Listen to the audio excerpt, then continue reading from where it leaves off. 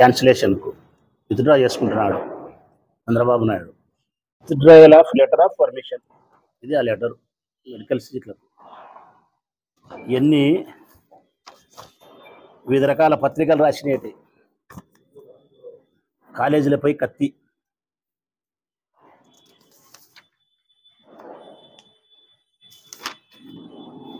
Medical కాలేజీలు మాకొద్దు, తీసుకోలేదు, మళ్ళీ తీసుకోలేదు. ఇక ప్రైవేటే మెడిసిన్, వైద్య విద్య కులఛిద్రం.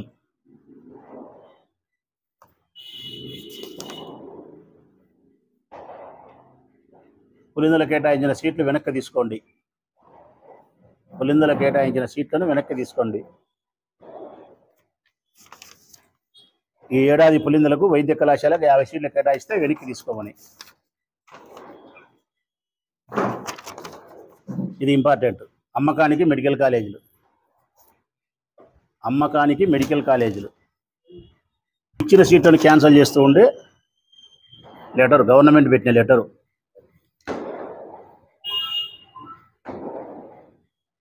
ఎవరికి పెట్టినారు ఈ లెటర్ అంటే కన్నా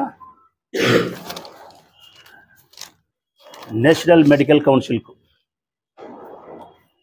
ఎన్ఎంసి అంటే నేషనల్ మెడికల్ కౌన్సిల్ పెట్టినారు. ప్రొద్దుటూరు నియోజకవర్గ ప్రజలందరికీ మీ బిడ్డలాంటి రాచమల్లు హృదయపూర్వకంగా నమస్కరిస్తూ,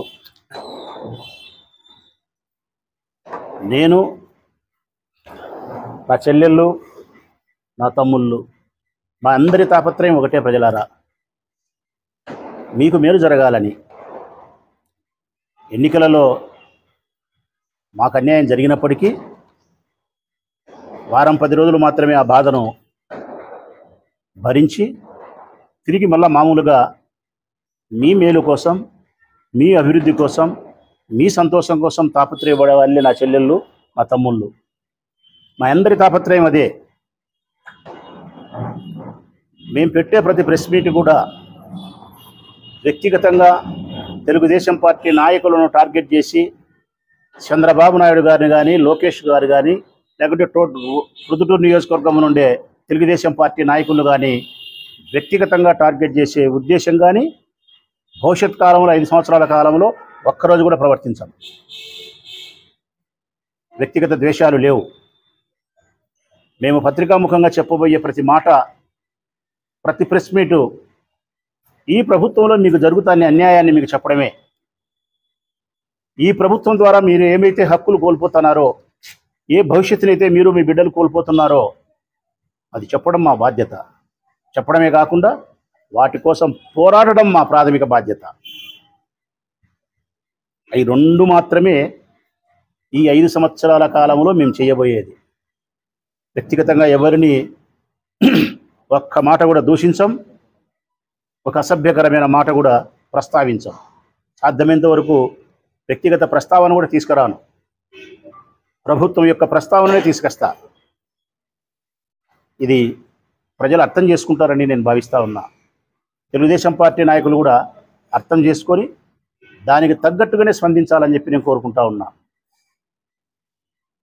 ఇక నేటి పాత్రికేయుల ద్వారా ప్రజలైనటువంటి మీకు తెలియజేసే అంశం ఏమిటంటే, చంద్రబాబు నాయుడు ప్రభుత్వాన్ని మీరు ఎన్నుకున్న తర్వాత కూటమి ప్రభుత్వానికి మీరు ఓటేసి దాదాపుగా 164 సీట్లతో ఈ రాష్ట్రంలో ప్రభుత్వాన్ని వారు స్థాపించిన తర్వాత మీకు జరిగిన మరొక నష్టం నేడు. ఎన్నో నష్టాలు జరిగినాయి, చెప్తా ఉన్నాం ఈ 4 నెలల కాలంలో. మరొక నష్టం విద్యా విధానం. ఇది అత్యంత ప్రాథమికమైనటువంటి, అవసరమైనటువంటి, అత్యవసరమైనటువంటి విషయం. కారణం, ఈ దేశ భవిష్యత్తు ఆధారపడిండేదే పిల్లల విద్య ద్వారానే. ఈ దేశం ఆర్థికంగా పురోగమనం చెందాలన్నా, నాగరికత ప్రపంచంలో దూసుకుపోవాలన్నా విద్యా విధానం గొప్పగా ఉండగలిగినప్పుడే, అక్షరాస్యత అందరికీ అబ్బినప్పుడే అది సాధ్యమవుతుంది. మన కుటుంబం బాగుపడాలంటే కూడా మన పిల్లలు ఉన్నత విద్య చదవగలిగినప్పుడు, పెద్ద పెద్ద ఉద్యోగాలు చేయగలిగినప్పుడే ఆర్థికంగా, నాగరికతంగా, సంస్కారయుతంగా, సామాజిక గౌరవ ప్రకారంగా, ఆరోగ్య ప్రకారంగా మన కుటుంబం చాలా బాగుంటుంది. దానికోసం పెద్ద పీట వేసిన వాడు జగన్మోహన్ రెడ్డి గారు. ప్రజలారా, అత్యంత ప్రాధాన్యత ఇచ్చింది విద్యకు వైఎస్ఆర్ గవర్నమెంట్, వైఎస్ఆర్ పార్టీ అగ్రతాంబూలం ఇచ్చింది విద్యకు. ఈ రాష్ట్రంలో విద్యా విధానంలో పెను మార్పులు తీసుకొచ్చినాడు జగన్మోహన్ రెడ్డి. బడుగు బలహీన వర్గాలు కానీ, పేద కుటుంబాలకు సంబంధించిన విద్యార్థులు కానీ, యావత్ రాష్ట్రంలో ఉండబడిన ప్రతి విద్యార్థికి సమానమైనటువంటి విద్యా అవకాశాలను, ఉద్యోగ అవకాశాలను కల్పించాలనే తాపత్రయంతో పనిచేసినాడు ఆయన. నిష్పక్షపాతంగా, నిజాయితీగా, పారదర్శకతతో, ముందు చూపుతో ఈ పిల్లలకు ఉన్నత విద్యను అందించే ప్రయత్నం చేసినాడు. సత్ఫలితాలను సాధించినాడు 5 సంవత్సరాల కాలంలో. మరొక 5 సంవత్సరాల కాలం మీరు మంచి అని ఉంటే మీ పిల్లలకి ఎంతో మేలు జరిగిండు.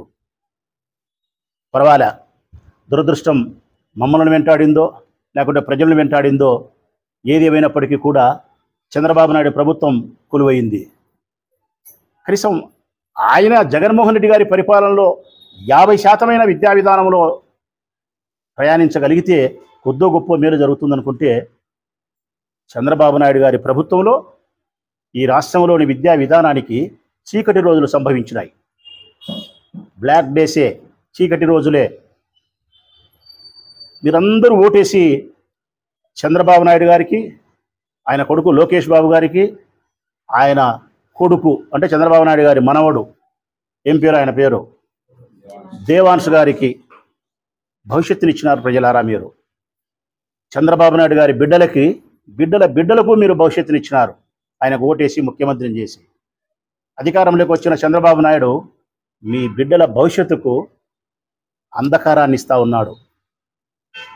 మీ బిడ్డల భవిష్యత్తును అంధకారం చేస్తూ ఉన్నాడు. మీరు ఆయనకు వెలుగునిస్తే ఆయన మీ బిడ్డలకు చీకటినిస్తూ ఉన్నాడు. ఉదాహరణకు ఒకసారి విద్యా విధానాన్ని గమనించండి. జూన్ 4 తర్వాత ఆయన ఎన్నిక కాబడిన నుంచి ఇప్పటి వరకు విద్యా విధానంలో మనకు జరిగిన అన్యాయాలు ఏంటినేది. మెడికల్ కాలేజీల గురించి ఒక వారం 10 రోజులుగా ప్రతిరోజు అన్ని పత్రికల్లో వస్తూ ఉన్నాయి. అన్యాయం జరుగుతుంది మనకు మెడికల్ కాలేజీలని.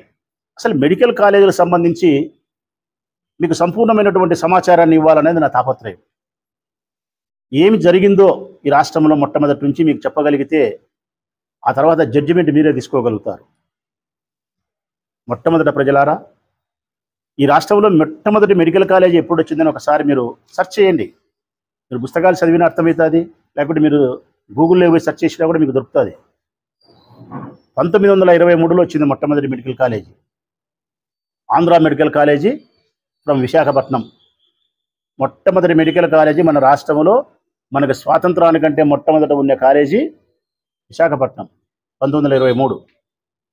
ఆనాటి నుంచి ఈనాటి వరకు 2024 సెప్టెంబర్ 16వ తారీఖు ఈరోజు ఇంతవరకు ఎన్ని కాలేజీలు ఉన్నాయని చూస్తే జగన్మోహన్ రెడ్డి గారి పరిపాలన కంటే ముందు 37 కాలేజీలు ఉన్నాయి ఈ రాష్ట్రంలో.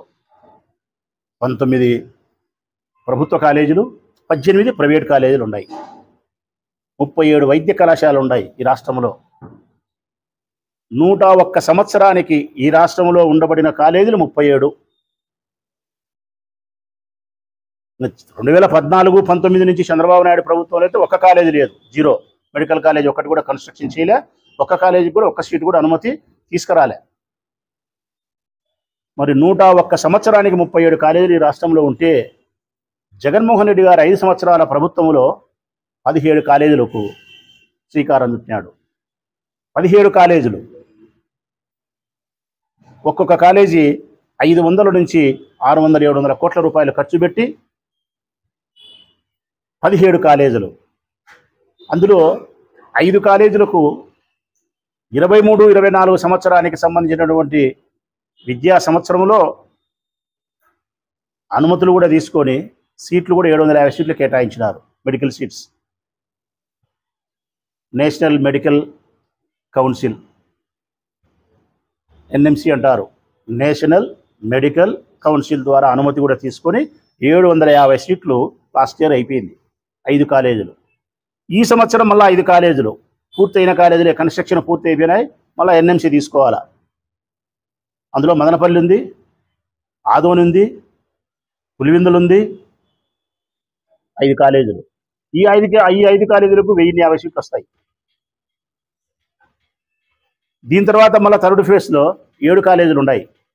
7 కాలేజీలు పిడుగురాళ్ళ, మార్కాపురము, బాపట్ల, నర్సీపట్నం ఇట్లాంటి 7 కాలేజీలు ఉన్నాయి. మొత్తం 17 కాలేజీలు. 101 సంవత్సరానికి అందరు పాలకులు కలిపి 37 కాలేజీలు తెస్తే ఒక్క జగన్మోహన్ రెడ్డి 5 సంవత్సరాల కాలంలో 17 కాలేజీలు కట్టగలిగినాడు, అనుమతులు తీసుకురాగలిగినాడు, ఇన్ని మెడికల్ సీట్లు మన పిల్లలకు ఇప్పించగలిగినాడు. ప్రభుత్వ కళాశాల ద్వారా తక్కువ ఫీజులతో, అది మెరిట్ ప్రకారము. అంటే ఉదాహరణకు ఈ మెడికల్ కాలేజీ జగన్మోహన్ రెడ్డి గారు తీసుకురావడం వలన ఇన్ని సీట్లు రావడం వలన, అంటే 750 సీట్లు లాస్ట్ టైం రావడం వల్ల ఏం జరిగింది మన పిల్లలకంటే కన్నా, రిజర్వేషన్ కోటాలు ఉండే వాళ్ళు 510, 520 మార్కులు వస్తే కన్నా కన్వీనర్ కోటాలో సీట్ వచ్చింది. మెడికల్ సీట్ ఇప్పుడు చంద్రబాబు నాయుడు పుణ్యాన ప్రైవేట్ పరం చేస్తే 550 నుంచి 600 మార్కులు వచ్చినా కూడా సీటు గ్యారెంటీ లేదు. ఇంకా ఓసీలు ఉండే వాళ్ళకైతే చంద్రబాబు నాయుడు పుణ్యాన 600 మార్కులు వచ్చినా కూడా నీటిలో సీట్ రాదు. రిజర్వేషన్ కోటాలు అయితే 550 మార్కులు రావాలా. ఏలూరులో ఒక తండ్రికి 2 పిల్లలు ఉంటే లాస్ట్ టైం జగన్మోహన్ రెడ్డి పుణ్యాన 523 మార్కులు వస్తే పెద్ద బిడ్డకు మెడికల్ సీట్ వచ్చింది. ఇప్పుడు 543 మార్కులు వస్తే మెడికల్ సీట్ రాలే. వాళ్ళు డొనేషన్ కట్టి పోవాలా. ఆ తండ్రి డొనేషన్ కట్టే శక్తిపరుడు కాదు. మెడికల్ కాలేజీలు ప్రైవేటు పరం అయితే ఆర్థిక భారం విద్యార్థిని తల్లిదండ్రుల పైన. మెడికల్ ప్రైవేటు పరం అయితే పిల్లలకు ఎన్ని మార్కులు వచ్చినా కూడా సీటు దక్కడం కష్టం. అన్ని రకాలుగా చెడిపోయేది మనమే, అన్ని రకాలుగా లాభపడేది వ్యాపారస్తులు. విద్యను అందరికీ సమానమైన అవకాశాలు కల్పించాలా, పేదవారికి ధనవంతులతో సమానమైన అవకాశాలు కల్పించి ఈ సమాజంలో గౌరవంగా నిలబెట్టాలనే ప్రయత్నం చేసినవాడు జగన్మోహన్ రెడ్డి గారు. విద్యను వ్యాపారం చేసిన వాడు చంద్రబాబు నాయుడు. కాలేజీలు కట్టించినవాడు, 17 కాలేజీలు కట్టించినవాడు ఈయన. కాలేజీలకు సీట్లు వద్దని చెప్పి లెటర్ రాసినవాడు ఆయన. గమనించండి ప్రజలారా మీరు. అసలు విద్యా విధానంలో జగన్మోహన్ రెడ్డి తీసుకొచ్చిన బలమైనటువంటి మార్పులను ఒక్కసారి మీరు గమనించగలిగితే ఆశ్చర్యం కలుగుతుంది. జాతీయ విద్యా విధానాన్ని 2020 జాతీయ విద్యా విధానంలో భాగంగా ఈ రాష్ట్రంలో 1000 పాఠశాలలకు సెంట్రల్ బోర్డు సిలబస్ను ప్రవేశపెట్టినాడు. 1000 పాఠశాలలు. సిబిఎస్ఈ అంటారా? CBSE, central board of intermediate education, secondary education. 1000 పాఠశాలల్లో ప్రవేశపెట్టినాడు. ఇప్పుడు ఆ జాతీయ విద్యా విధానం వలన ఈ 24-25 సంవత్సరానికి 85 లక్షల మంది పిల్లలు సెంట్రల్ సిలబస్తో పరీక్ష రాయాలా. ఎంత స్ట్రాంగెస్ట్ పొజిషన్లో ఉంటారు. చంద్రబాబు నాయుడు వచ్చిన తర్వాత ఆ విద్యా విధానాన్ని రద్దు చేసినాడు ఆ వద్దని. ఇప్పుడు పాఠశాలల్లో లేదు సిబిఎస్ఈ. రెండోది, జగన్మోహన్ రెడ్డి గారు టోఫెల్ విధానాన్ని తీసుకొచ్చినాడు. టోఫెల్ విధానం అంటే ఇంగ్లీష్ భాష పైన సంపూర్ణమైనటువంటి పరిజ్ఞానాన్ని మన పిల్లలకు అందించి అంతర్జాతీయ స్థాయిలో మన పిల్లలు ఎక్కడైనా ఉద్యోగం చేయడానికి ధైర్యంగా ముందుకు పోవడానికి కావాల్సిన ఇంగ్లీష్ పరిజ్ఞానాన్ని అందించాలని చెప్పి 3వ తరగతి నుంచి 6వ తరగతి వరకు ప్రాథమికమైనటువంటి టోఫెల్ విధానాన్ని, 6 నుంచి 9 వరకు జూనియర్ టోఫెల్ విధానాన్ని అని చెప్పి మన పిల్లలు చక్కగా ఇంగ్లీష్ మాట్లాడే స్థితికి వచ్చినారు. ఇప్పుడు అది రద్దు చేసినాడు ఆయన చంద్రబాబు నాయుడు. టోఫెల్ విధానం రద్దు చేసినాడు. ఇంకొకటి ఐబీ విధానం. ఐబీ విధానం అంటే ఇంటర్నేషనల్ బ్యాక్టీరియల్ అంటారు. అంటే ఒక మనిషి మానసిక వికాసంతో, ఒక మనిషి పూర్తి ధైర్యంగా ప్రపంచంలో ఎక్కడికైనా పోయి చదువుకునేదానికి కానీ, ఎక్కడికైనా ఏ భాషలో అయినా కొట్లాడడానికి, మాట్లాడడానికి, సాధించడానికి ఏ స్టేజ్ ఫియర్ లేకుండా, ఏ మైక్ ఫియర్ లేకుండా, ఏ భాష మీదైనా, ఏ సబ్జెక్ట్ మీదైనా అది రద్దు చేసినాడు ఐబీ విధానాన్ని. ఈరోజు చంద్రబాబు నాయుడు రాకముందు జగన్మోహన్ రెడ్డి గారు కొత్తగా ఐబీ విధానాన్ని తీసుకొచ్చినాడు, టోఫెల్ విధానాన్ని తీసుకొచ్చినాడు. ఎస్సీబీ విధానాన్ని తీసుకొచ్చినాడు. ఈ మూడింటిని ఇప్పుడు రద్దు చేసినాడు చంద్రబాబు నాయుడు. నేను ఈ పత్రికాముఖంగా ఒక మాట అడుగుతా ఉన్నా చంద్రబాబు నాయుడు గారు, ఇంగ్లీష్ పైన మా పిల్లలు చదువుకోవద్దని చెప్పి టోఫెల్ విధానాన్ని మీరు రద్దు చేసినారే, వచ్చి రాని ఇంగ్లీష్ నువ్వు మాట్లాడుతూ ఉన్నావు భావ్యమా? నీ మనవాడు దేవాన్స్ జీవితం అంతా తెలుగులో మాట్లాడతాడని నువ్వు గ్యారెంటీ ఇస్తావా ఇంగ్లీష్ మాట్లాడకుండా? నీ మనవడు మాత్రం పెద్ద పెద్ద కాన్వెంట్లు, పెద్ద పెద్ద కాలేజీలు, లండన్లోనూ మరొక పెద్ద పెద్ద కాలేజ్ యూనివర్సిటీలో చదివి అద్భుతమైన ఇంగ్లీష్ని మాట్లాడతాడు. మరి ఇంగ్లీష్ ఎందుకు గొప్పది కాదు, తెలుగు భాష ముద్దు అని చెప్పి నువ్వు మాట్లాడేటప్పుడు, ఇంగ్లీష్ భాషకు ప్రాధాన్యత లేనప్పుడు నీ మనవడు కూడా తెలుగులోనే మాట్లాడగలిగితే జీవితం అంతా, మా బిడ్డలు కూడా తెలుగులోనే మాట్లాడతారు. ధనవంతుల పిల్లలు, రాజకీయ నాయకుల పిల్లలు గొప్ప గొప్ప యూనివర్సిటీలో చదువుకొని గొప్ప భాషా పరిజ్ఞానాన్ని ఇంగ్లీష్ మీద కలిగి వాళ్ళు మాట్లాడి ముందుకు పోతే, ఎస్సీలు, ఎస్టీలు, బీసీలు, బడుగు బలహీన వర్గాలకు సంబంధించిన పేద విద్యార్థులు మాత్రం ఇంగ్లీష్ మీడియం వద్దు, టోఫెల్ విధానం రద్దు. ఇదెక్కడ న్యాయం చంద్రబాబు నాయుడు గారు? 6,000 పాఠశాలలు జగన్మోహన్ రెడ్డి గారు, 1 కాదు 2 కాదు, ప్రజలారా 6,000 పాఠశాలల 5 సంవత్సరాల కాలంలో మెరుగైన సౌకర్యాలు కల్పించినాడు. 24,000 కోట్ల రూపాయల పాఠశాలలు వెచ్చించి 6,000 పాఠశాలలు. చంద్రబాబు నాయుడు గారి హయాంలో 4,300 పాఠశాలలు మూతేసినారు టోటల్ 14 ఏళ్లలో. ఒక 2014-19 చూసుకుంటే 1,785 పాఠశాలలు మూతేసినారు. కారణం అక్కడ పిల్లలు స్ట్రెంత్ లేదు కాబట్టి అవసరం లేదన్నాడు. ఎందుకు స్ట్రెంత్ లేదు? పిల్లలు ఈ ప్రభుత్వ పాఠశాలలపైన విశ్వాసం లేకపోవడం వలన స్ట్రెంత్ లేదు.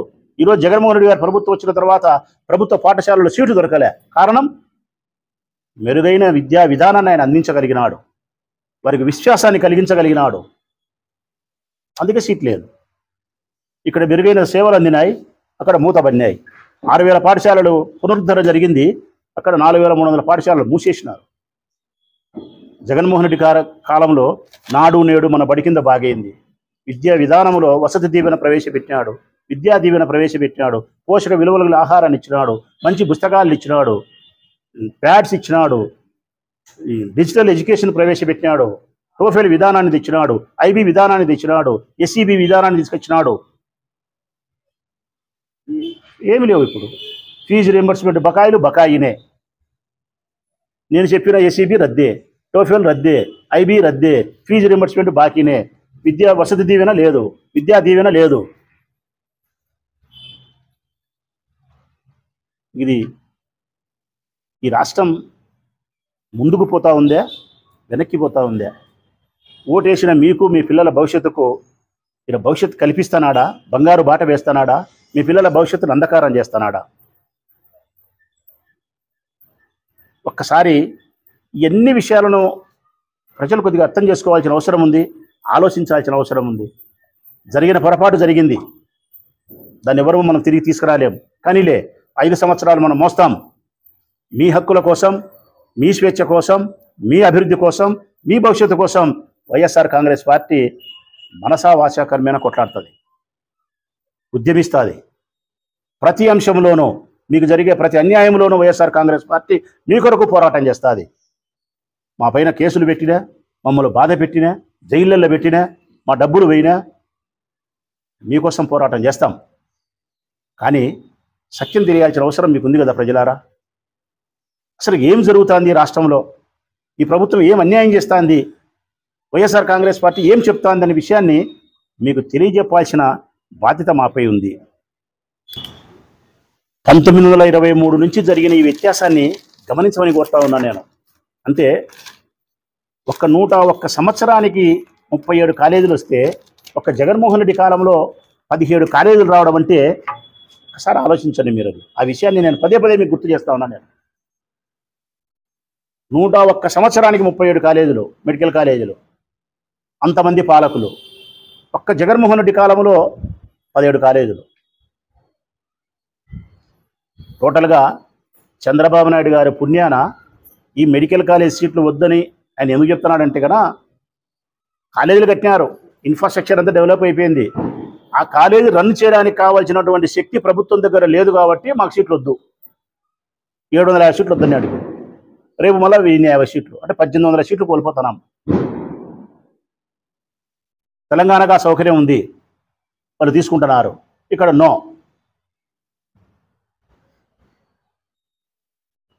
దయచేసి ప్రజలకు నా విజ్ఞప్తి,